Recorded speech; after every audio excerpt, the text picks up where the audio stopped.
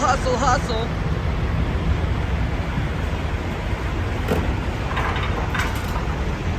Are you going in at all? Are you going in at all? Going in. But you're not pulling forward, right? Because it's very tight here. It doesn't look like that. Yes, I will. Kevin's gonna clean his window and I gotta go get my breakfast ready.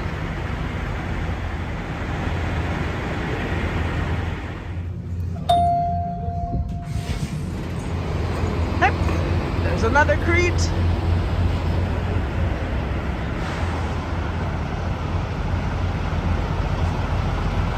Lots of red trucks. Popular color. So I was trying to film, but somebody came walking in and I was like to give people privacy, you know. But they have a little entrance foyer with doors to keep the cool air in. You see that a lot in northern places to keep the cold air out. Listen to me. Yeah, go ahead. Our next load is 1,000 miles. From Fontana, California to Denver. By the way, we're leaving Love's and Kevin just had an opportunity to look at his Is that the same guy? free plan. He was the one in front of us. Yeah, why is he driving in circles? Oh, green light. Turn left at the traffic light, then take the first right. Let's go, baby, let's go. We made it.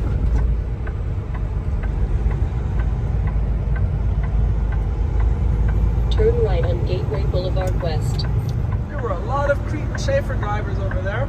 Yeah. Must be the fuel solution of the day. Yeah. Oh, buddy.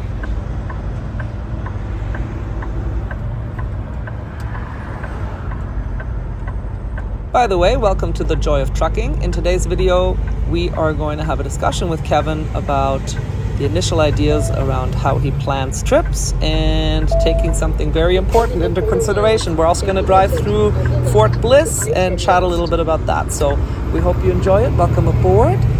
Buckle up. Let's go. Here's the Flying J. We have stayed there as well. Or no, I don't think we In stayed 1 the night. We mile, just got take the fuel. exit on the left to I-10 West. Big place.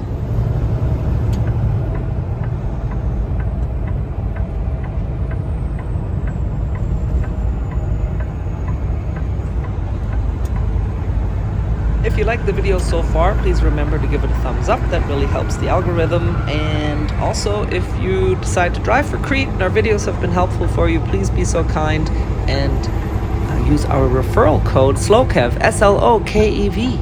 We are very appreciative of that. Okay, now back to the video. El Paso connection. That's a short little train. Gifts and pottery. And a truck. Alright, Kevin, you still need to focus and concentrate to get onto 10 here because we're on this little side road. Hey, truck sales. Freightliner. Take the Peterbilt. exit on the left to I-10 West. International. Kenworth. They got 2 nice trucks in there. A big warehouse. Nothing happening. I saw one yesterday. Huge warehouse, or actually maybe a couple of days ago. And it was for lease. So somebody built it. Nobody's using it. And I was surprised. I didn't think that those kinds of warehouses would be Continue leased. I-10. I thought the company that uses the warehouse was also the owner of the warehouse, but I guess I was wrong. Did you forget something?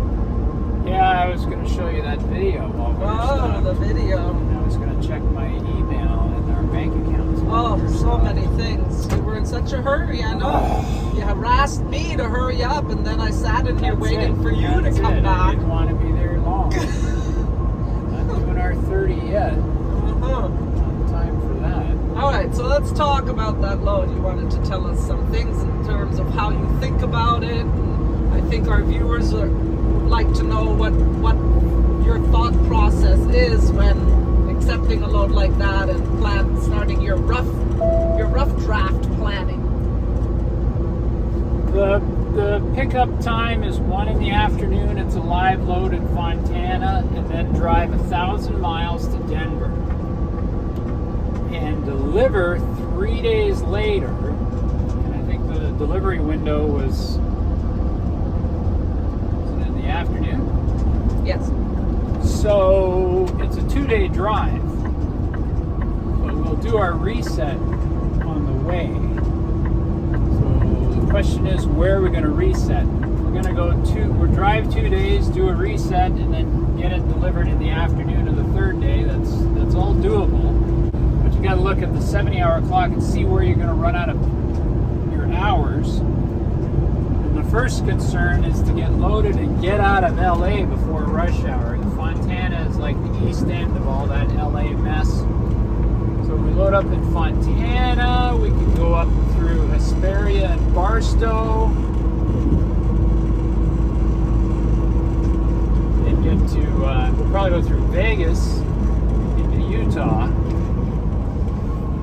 and then get on 70 and go across to Denver over the Rocky Mountains. Really beautiful ride. So we'll have to look at the clock and the hours, figure out, are we going to reset in like Grand Junction, or can we make it all the way to Denver and reset there, which would be nice because we got family and people we can see in Denver. Wouldn't that be great, eh? Yeah, that would be.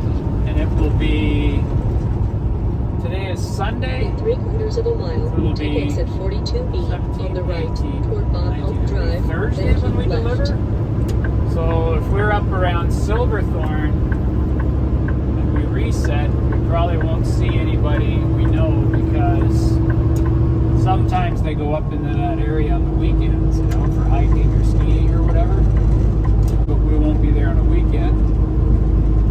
So it would be nice to get all the way to Denver. I'll have to look at the clock and Take figure out the exit miles. 42B on the right toward Starting Bob out Hope on Drive, then keep left. Monday, get a couple hundred miles in, drive all day Tuesday. Our reset will be Wednesday, unless we can somehow squeeze it up. Keep left Our to Joe reset's going to Valley be Boulevard, Wednesday, then exit left. and then we'll drive the rest of the way Thursday to get into Denver. That's what's going to happen. So where in the Rocky Mountains are we going to reset? Wow. Which lovely mountain town. Maybe we'll get to the place where you go skiing and you can show me around it. Oh, yeah. That'd be nice. That'd be Take the lovely. exit Grand on the Junction's left nice. to Texas We've stayed in Grand 375 Junction for a south. reset, right? Yeah. Yeah, Avon is where I stay with my friend. Shout out to Sydney. Okay. We hit the slopes and have all sorts of winter fun. Gotta be a truck stop though. Well, I Continue know. on I don't Texas think you'll be parking in 375. Vale. Anyway, I just wanted viewers to see what your sort of initial thinking process is when you get a load assignment.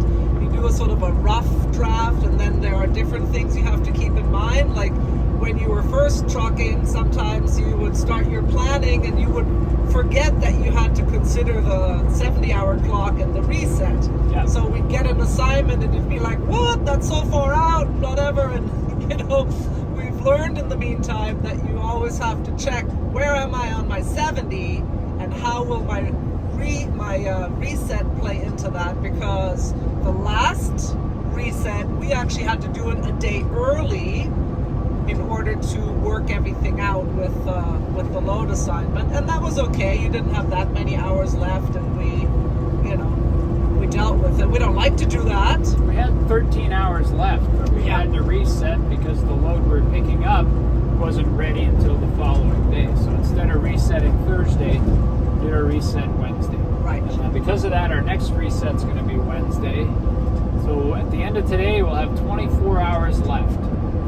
So in those 24 hours, we'll drive to Redlands, deliver this load, go to Fontana, pick up the next load, get out of the area, and then drive 11 hours the next day, maybe a 12-hour day, and see where that puts us. Right. And then So reset, important. and then the Thursday drive down into Denver. So important to always plan that in and have that also playing in your mind when you're looking at the way you're intending on organizing your hours for doing any loads. Don't forget to look at your 70-hour and your reset. Kind of nice though. Today is Sunday. It's Sunday morning, like 8:30 in the morning, and we know where we're going to be from now until Thursday afternoon. Yeah, we like that. We're all lined up, and we can kind of think about what we're going to do with our day and where we're going to be each day. That's good. Yeah, that is very nice. No terminals between here and there. There's a drop yard in Commerce City in Denver, but chances are Thursday afternoon we'll drop that load, pick up another one, and be gone. So who knows where we'll be Thursday night? But we can pretty much tell where we're going to sleep every night from now until Thursday. Wonderful. Wow. And luckily I brought a lot of laundry.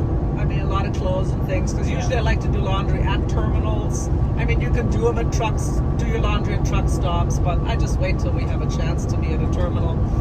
So I have enough clothes along. The other thing I was going to say is usually you like to have your resets on Sundays, but you know, once your schedule, if you don't go out on the same weekday or your schedule gets messed up by taking an early reset, for example, you know, then it's challenging to try and keep an exact routine. So you do have to stay flexible with that.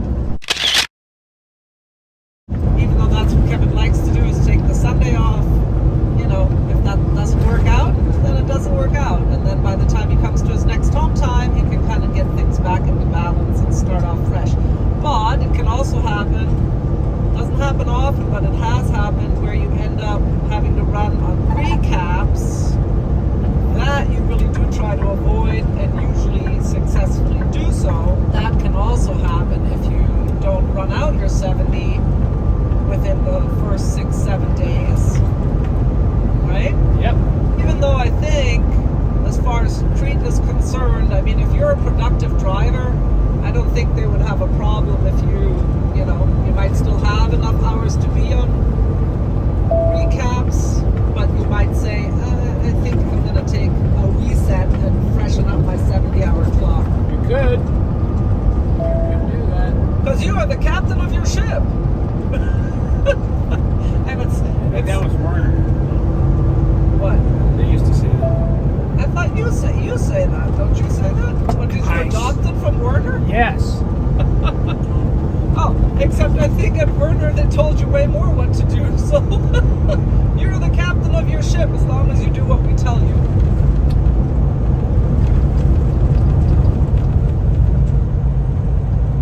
We're coming up on Fort Bliss. Nice water tower. And I'm assuming that there is the hospital.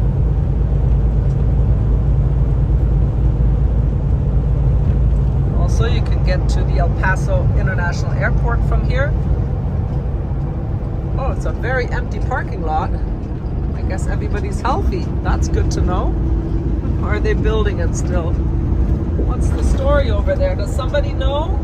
I know we have viewers who used to be stationed here. So shout out to you. Thank you for your service. We really appreciate it.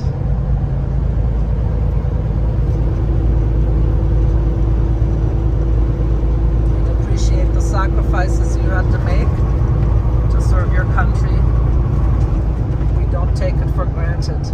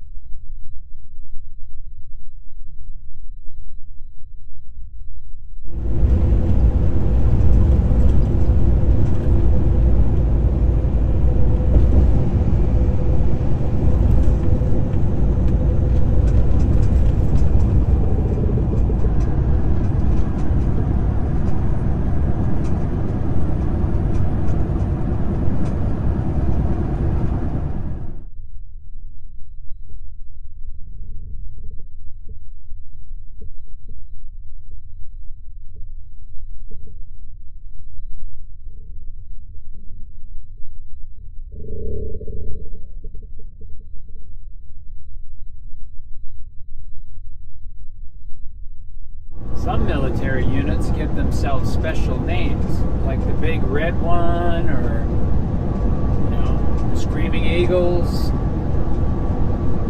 or so Old Ironsides is the name of the unit here at this fort. So maybe Iron Medics is the medical unit attached to Old Ironsides. It's just connecting the dots. I don't know for sure. And what do you think Old Ironsides is referring to? A tank or something? Or could be. There was a ship called Old Ironsides because the cannonballs used to bounce off it. It was really like 2.5 feet thick oak. But the emblem they had there on the water tower was a triangle, and there was a cannon and something else crossed through it. I didn't get a good look at it. Usually the cannon is for an artillery unit, so maybe it's mobile artillery. I don't know. Okay, put it in the comments, please, if you know. Or ask Mr. Google about Mr. Google. Old Ironsides. Yeah.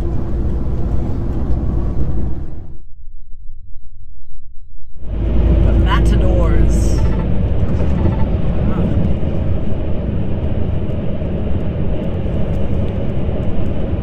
That's a big area for sports. Wow. Lots of school buses.